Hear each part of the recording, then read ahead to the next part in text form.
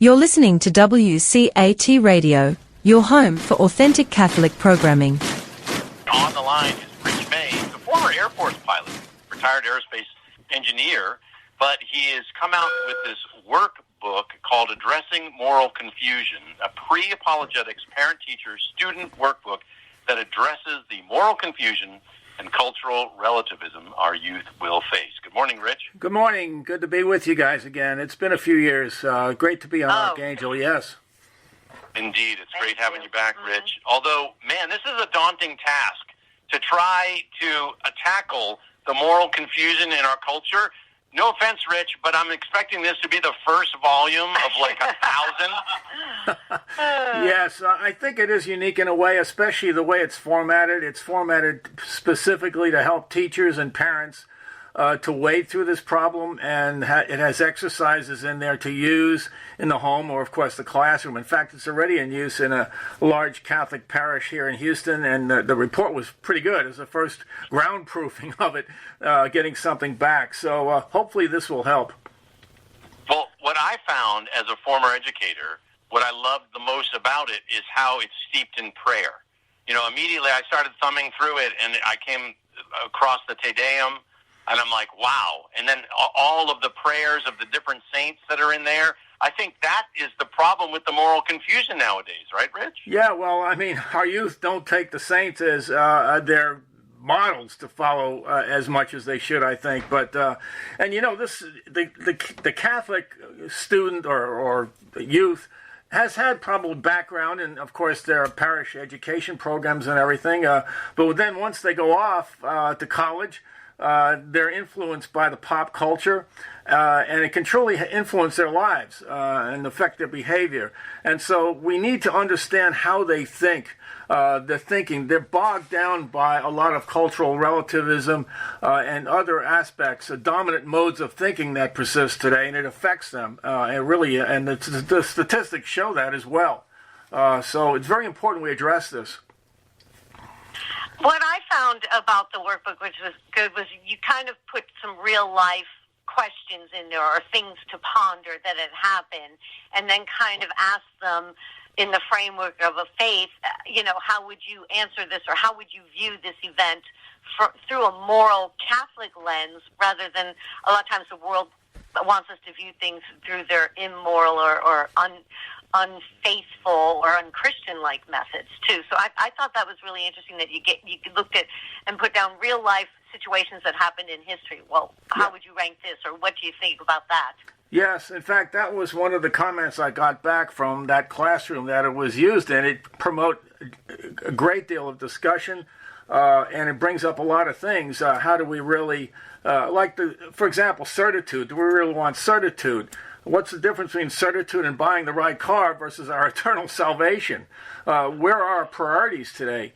A lot of the problems and the confusion is because we have disordered thinking today.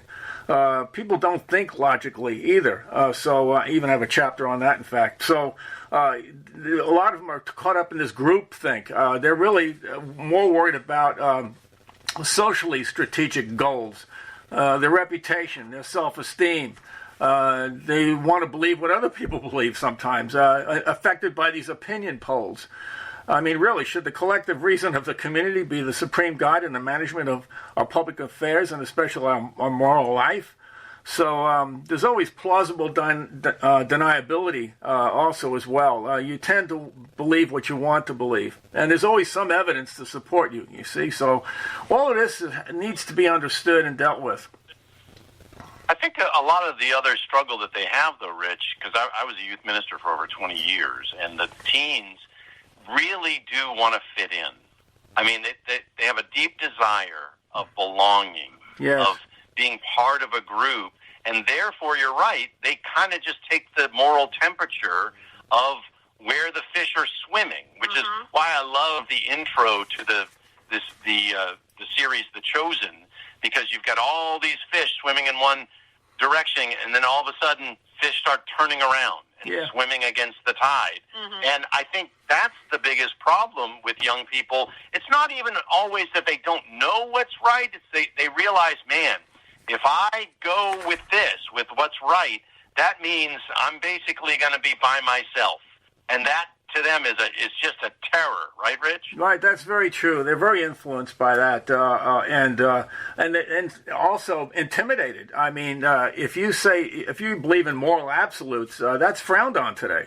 After all, I mean, it's always a difference. You can always find a difference of opinion. Also, they can be found to rationalize your behavior. But you're right. When you're in a group, the morality of opinion rules the day. This group think, we need to move them out of this group think. And people go on gut feelings, too. Is their goal really to find the truth? Or really, is it, like you're saying here, I'm more worried about how I fit into the group? That's very true. I think for kids and teens that is a real problem, and I think it's been a problem. It's just that stage in life where the influence of your parents or maybe your faith doesn't matter as much as this overwhelming influence by your peer group. Yes. And so I don't know how we fight. It seems almost like human nature that a lot of teens go through this, but I think also too that what we can strive for is to give them proper perspective and balance, and then also make sure the teens they're associating with are of the type that you would not mind their influence on your kid, which is sometimes hard to manage, but in some aspects we're still the parents, and we can try to control that in some ways. So I think this is kind of an eternal, universal problem, and we just have to give ourselves the proper tools and understanding of what the battle is to come.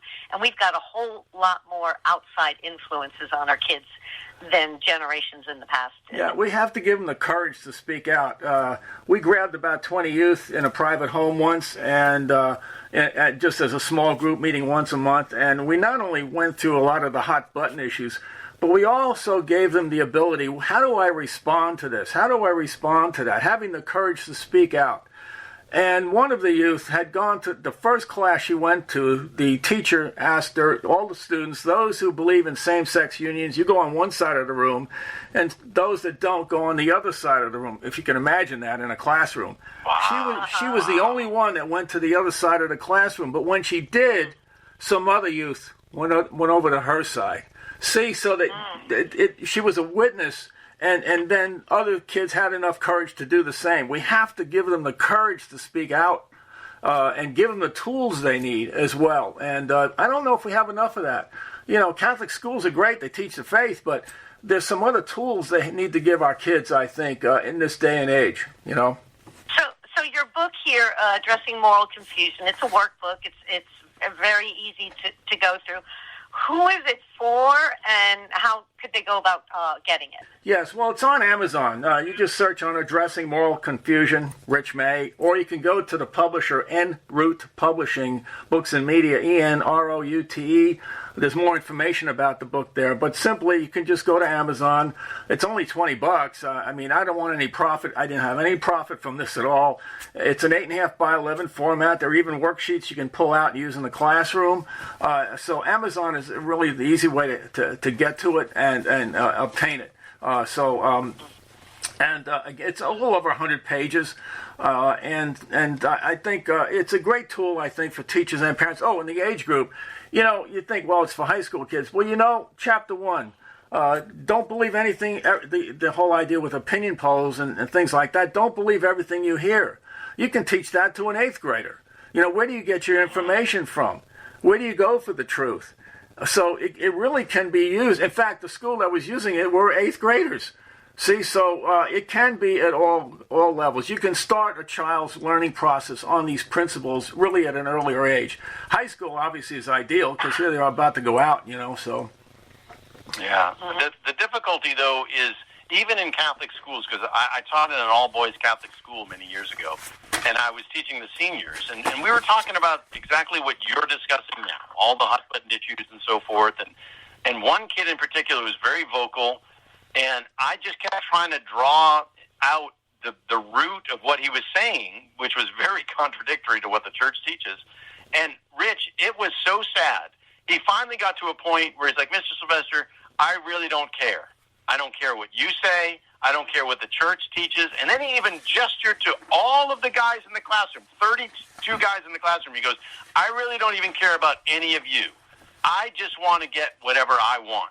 Yeah. And it fell silent. And I thought, wow, what a sad life. So when we're talking about the moral confusion, sometimes it's pretty deep, isn't it, Rich? Yes, it is. The desire for the truth. I think it was Plato who said, education is teaching children to desire the right things. Knowing what is good is not sufficient, really.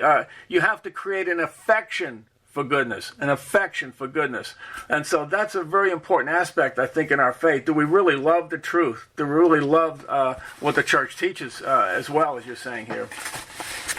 Yeah, and it's understanding that there's a big difference between objective and subjective truths, right, Rich? Yes, that's true as well. And again, as I said before, moral absolutes don't work very well in our society today, unfortunately. Well, you say that, and when we say that they don't work very well, it's because people may not like them, but they really do work well. Oh, well, no, I didn't mean. Yeah. I understand what you're saying, but it's just good for us to point out we need something to latch hold of. Like late last night, I had to have my wife's van towed, and I was watching the tow truck driver very carefully. I'm fascinated by all that kind of stuff and machinery and things.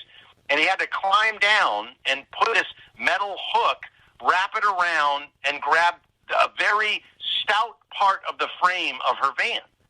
And then it was towed up easily. And I thought, if you try to just put that hook on the plastic bumper, that would have just torn right off. It has to be something that's substantial, and that's what these moral truths are, right, Rich? Yes, exactly. All of this, people are just lost in the errors. There's actually a despair and loss of hope today. The content of hope has changed, creating a disharmony in life today.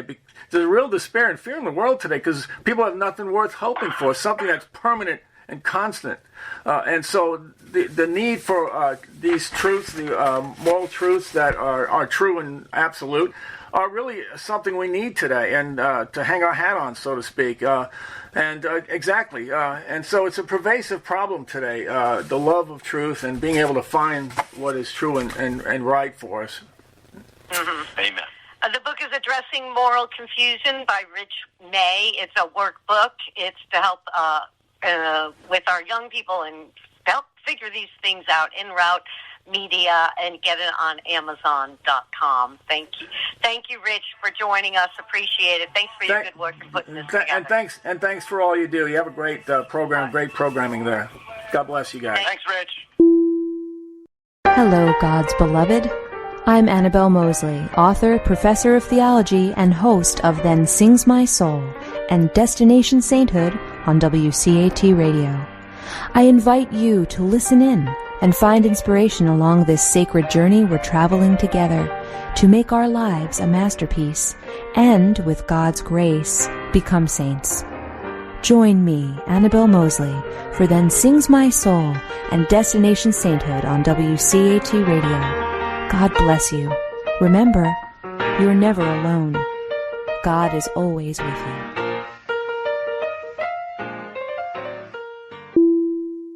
Thank you for listening to a production of WCAT Radio. Please join us in our mission of evangelization. And don't forget, love lifts up when knowledge takes flight.